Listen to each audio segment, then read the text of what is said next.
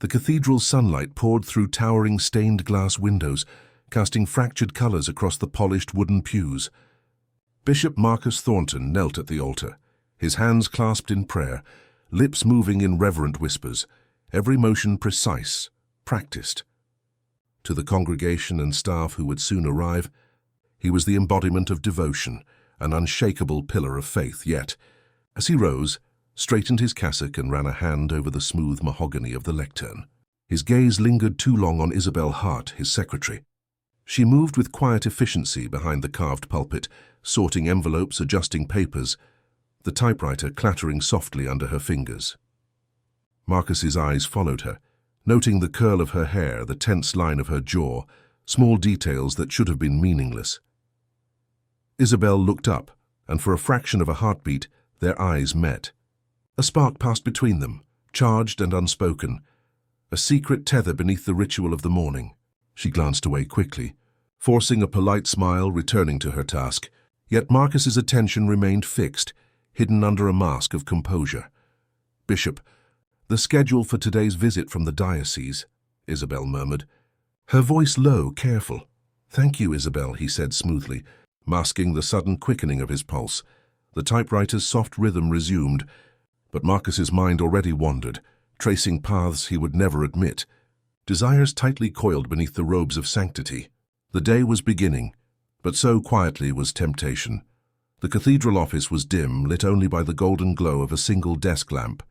Isabel Hart sat behind the polished oak desk, fingers grazing confidential files, her mind elsewhere. Ambition had brought her here, to the center of ecclesiastical power, yet the weight of secrecy pressed on her chest.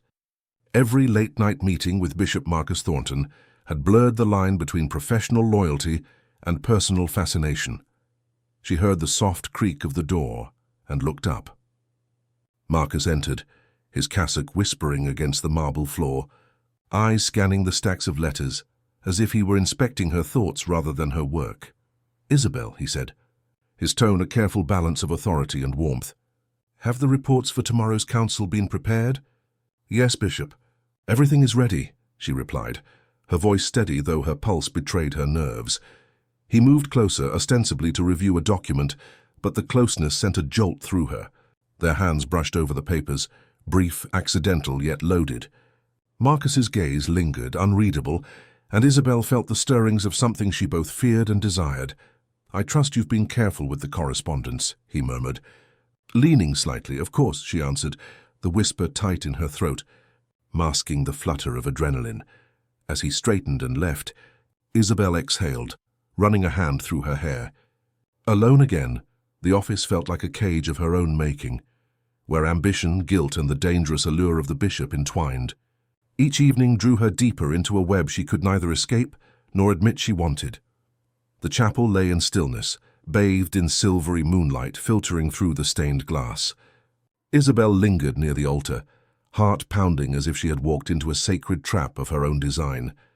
The scent of polished wood and old incense filled her senses, grounding her even as her thoughts spiraled.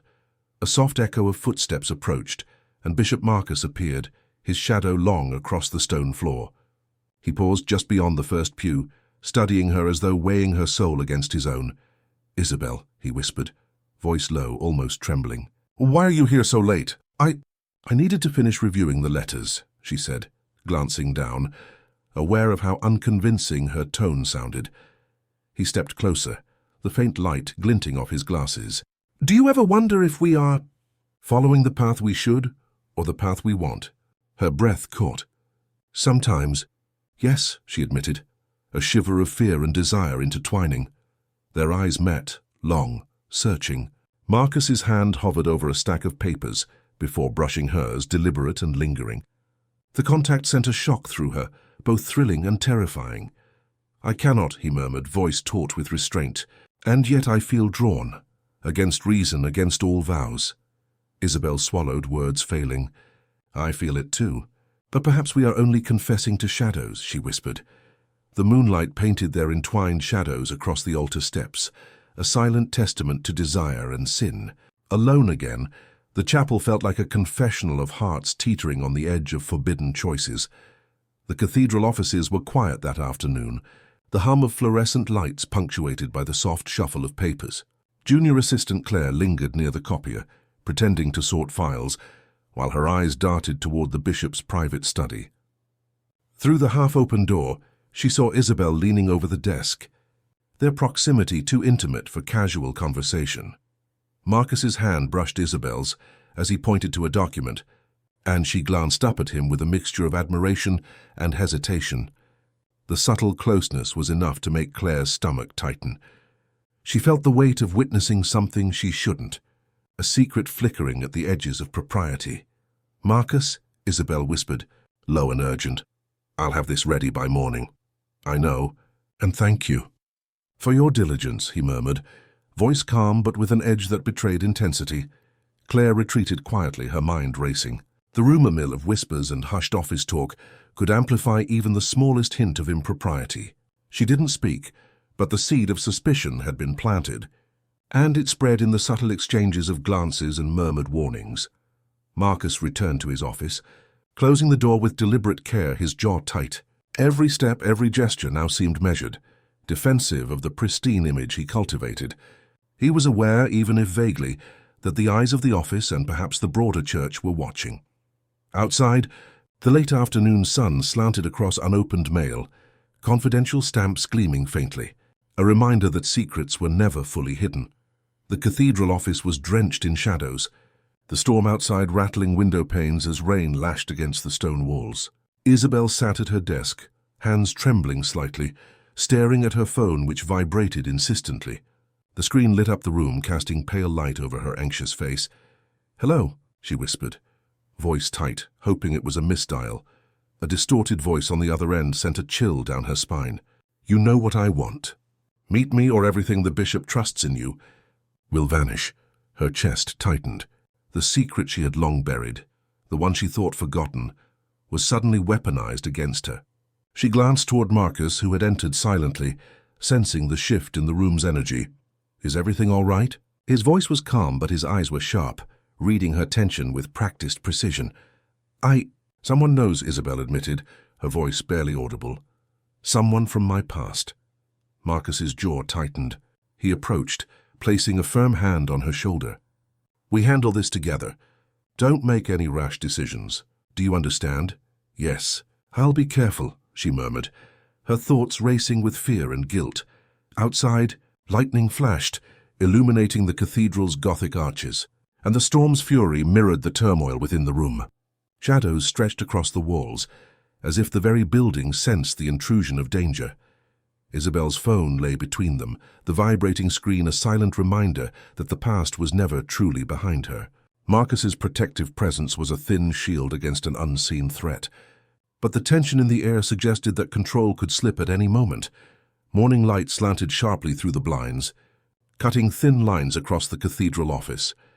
Marcus rubbed his eyes, reaching for the half-empty coffee cup on the desk, only to notice something unusual. A small folder, slightly ajar, papers spilling onto the floor. A wave of cold dread surged through him. His pulse quickened as he scanned the scattered documents, scribbled notes, receipts, and what looked like printouts from his private correspondence.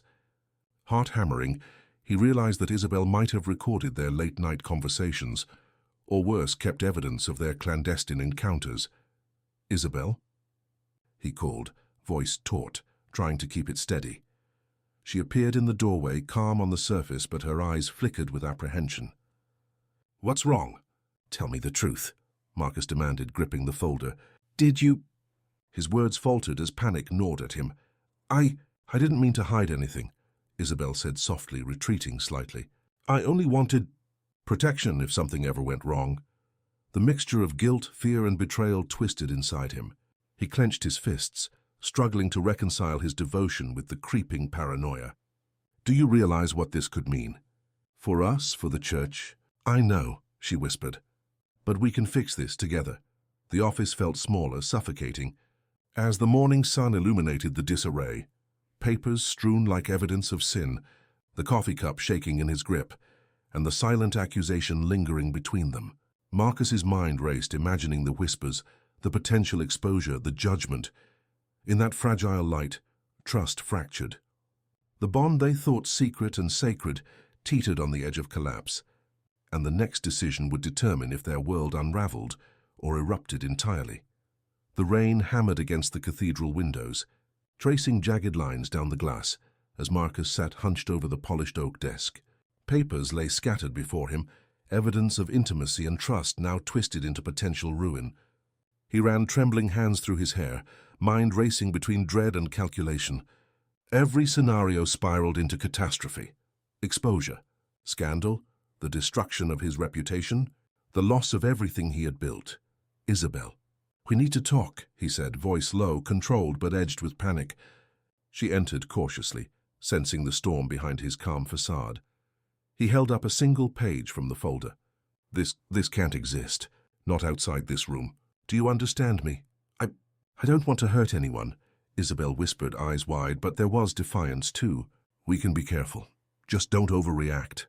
Marcus leaned forward, his chest tight, gaze unyielding. "This is bigger than us.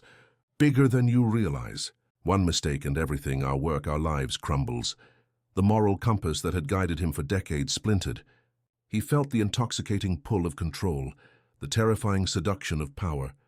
Obsession and fear mingled, clouding reason. "I need you to trust me," he said, voice nearly a growl, "or I'll have no choice but to protect everything by myself." Isabel recoiled, instinctively sensing the edge in his words, the cold logic behind the plea. The office felt smaller, darker. The rain, a relentless reminder of the outside world, seemed to mock them. Marcus knew that tonight would demand action, whether through manipulation, coercion, or concealment, and that the consequences would extend far beyond this storm-battered room. The cathedral's grand chandelier swayed slightly, casting fractured light across the marble floor as Marcus's footsteps echoed through the empty hall. He caught sight of Isabel near the office door, her hands clutching a small object close to her chest. "Give it to me," Marcus demanded, voice sharp, a tremor betraying his fear. I don't know what you mean," Isabel stammered, backing away. His eyes narrowed, scanning her every movement. The tension coiled between them, a living thing. "Don't lie to me. I know you've been keeping something." Her resolve faltered as the recorder slipped from her trembling fingers, clattering against the floor with a metallic click. Marcus lunged, snatching it up. His face drained of color. Fury and disbelief warred in his gaze. "You'd betray me? After everything?" "I didn't mean to," Isabel began, but her voice cracked under the weight of panic. "You don't understand," he spat, pacing, fists clenched. This destroys us. Our lives, our work, everything." She took a tentative step forward, eyes glistening with fear and defiance. "Marcus, it's not too late. We can fix this. Please listen." But he shook his head violently. "Fix it? There's nothing to fix. You've already set it in motion." The room seemed to shrink, shadows stretching long across walls. Papers flew as he gestured wildly. Chairs toppled in the chaos. Every heartbeat thundered in the cavernous hall. The click of the recorder on the floor echoed like a judge's gavel, marking a point of no return. Isabel's pleas faltered, and Marcus's control slipped completely. The man she had once admired, whose voice had once comforted her, now radiated something unrecognizable, raw, terrifying obsession. Tonight, the line between devotion and destruction had been crossed. The recorder clattered across the marble floor, spinning slowly like a metronome, marking Marcus's spiraling rage. He grabbed Isabel's arm, gripping it tighter than he intended, his breath ragged, chest heaving. "Stop, please," she gasped, her voice barely audible over the storm outside, thunder rattling the cathedral's windows. I can't let this happen," Marcus muttered to himself, teeth clenched, eyes wild. The world narrowed to the two of them, the metallic tang of panic in his nose, the sharp rhythm of his own pulse. Isabel's hand brushed against the fallen recorder again, a desperate, pleading gesture. "I didn't mean to, Marcus, I swear," she whispered, trembling, but his mind fractured under the weight of obsession and fear. Rationalizations collided with instinct. "It's for the good. It's for us. It can't get out," a shove too strong, a scream that echoed off stone walls. Then silence. Marcus stared in horror as Isabel crumpled to the floor, motionless. Blood glimmered under the moonlight, slicing through the stained glass, a cruel mosaic reflecting his disbelief. No, this isn't happening," he whispered, voice cracking. He sank to his knees beside her, hands shaking as he tried to check a pulse that wasn't there. The cathedral, once a sanctuary, now felt suffocating, walls closing in, shadows thickening, the recorder blinking mockingly at him. He whispered prayers he no longer believed, trying to push the reality away, but the truth pressed down like a stone. He had crossed a line, and there was no return. Marcus stared at the still form of Isabel, his mind a storm of disbelief and frantic calculations. The recorder, papers, and her scattered files seemed to mock him, proof of a life now irrevocably shattered. He couldn't let this leak. Not to anyone, not even the most trusted colleagues. Think, Marcus, think. He began collecting the evidence, shoving the recorder into a drawer, crumpling papers into a bag. Every movement felt surreal, mechanical, as though someone else were guiding his hands. The office lights cast long shadows across the walls, flickering in sync with his racing heartbeat. "I need to fix this," he muttered, voice low, tense, almost a whisper. He rehearsed stories in his head. Isabel slipped, a sudden fall, an accident while alone in the chapel. Each scenario twisted and faltered under its own implausibility, but he clung to the hope that control could be regained. Outside, the cathedral bells tolled faintly, marking the morning. Marcus cleaned fingerprints from the polished wood, replaced disheveled files, and wiped the recorder until it gleamed. The act of concealment became ritual, a way to stave off guilt pressing at his chest. When a colleague arrived early, Marcus smiled with practiced ease, offering strained explanations. "She left in a hurry last night. Perhaps fainted?" "Nothing serious," he said, voice steady but eyes betraying tension. Alone again, he exhaled, hands trembling, staring at the tidy office that now hid horrors beneath its calm. The facade was restored for now, but the weight of what he had done pressed on him, and he knew the truth would not stay buried forever. The first police car arrived just as dawn broke over the cathedral, blue and red lights flickering against the stone facade. Marcus's carefully maintained composure wavered as detectives moved with precision, cordoning off entrances and sweeping the office for evidence. Every click of their cameras, every measured step on the polished floors felt amplified in his chest. Detective Reynolds approached, clipboard in hand, eyes sharp. "Bishop Thornton, we need to ask you a few questions regarding Miss Hart." Marcus nodded, voice calm but internally taut. "Of course, Detective. For anything to help." The interrogation room was sterile, fluorescent lights buzzing overhead. Marcus recounted the night, sticking to the accident story rehearsed obsessively in the hours after Isabel's fall. Yet inconsistencies surfaced. A colleague mentioned hearing raised voices. Office surveillance caught the bishop near her office well past midnight. Isabel's recorder, now recovered, contained fragments of their heated argument. I don't understand how that got there," Marcus murmured, a faint tremor betraying him. The detective's pen scratched across the notebook, noting every hesitated pause and strained explanation. Outside, rain poured, streaking windows and reflecting Marcus's tense silhouette.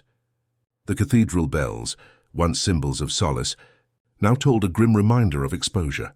Witnesses, interns, colleagues, even the janitor, provided subtle but damaging testimony about his controlling behavior and late-night office visits. Each statement, though seemingly minor, wove a web of suspicion tighter around him. By the end of the day, Marcus sat alone in the now quiet cathedral, watching flashing police lights fade into the storm. The facade of innocence was cracking, and the truth, relentless and unyielding, was closing in. The courtroom buzzed with murmurs as Marcus Thornton, once revered, was led to the defendant's stand. His clerical collar, now an emblem of scandal rather than piety, felt heavier with each step. Flashbacks of whispered confessions, candle-lit offices, and the fatal confrontation with Isabel haunted him with relentless clarity. Judge Carter's gavel struck sharply. "This court is now in session." The room fell into a tense silence, broken only by the rustling of papers and the shuffling of lawyers. Prosecutors presented evidence meticulously: surveillance footage, recovered recordings, testimony from interns and colleagues detailing Marcus's manipulations, coercion, and threats. Each revelation peeled away the carefully constructed layers of sanctity surrounding him. Marcus's defense tried to frame it as accident and misunderstanding, but his own hesitation, lingering gazes, and faltering recollections betrayed him. Witnesses recounted the subtle, controlling behaviors he had used to maintain dominance over Isabel, and the jury absorbed the psychological portrait piece by piece. Outside the courthouse, rain-slicked steps reflected flashing cameras and anxious bystanders. The cathedral bells, once symbols of his authority, tolled mournfully in the background. In the empty cell, Marcus stared at the shadowed walls, mind unraveling. Pride, obsession, and desire had led to betrayal of the very vows and moral compass he preached. Memories of Isabel, once veiled in secrecy and temptation, now echoed in every corner, relentless and accusatory.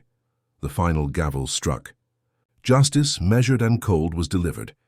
Marcus was removed, the weight of his sins settling into the stillness of the courtroom. He closed his eyes for a moment, the cathedral and his congregation a ghostly memory. And in that silence the chilling truth sank in.